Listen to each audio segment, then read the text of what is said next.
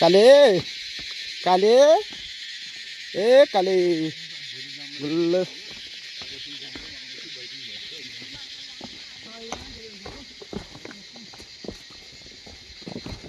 हामी साथ जाउँदै त लाइन जानु पर्यो नि 10 लाख बढी जस्तो के गर्नु संसार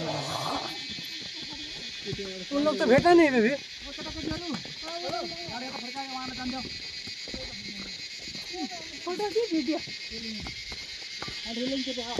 सेल्फी खिचाउन हरियो डाँडामा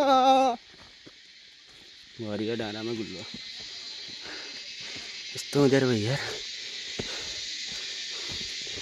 खै केटाहरु आउँदैन नि त।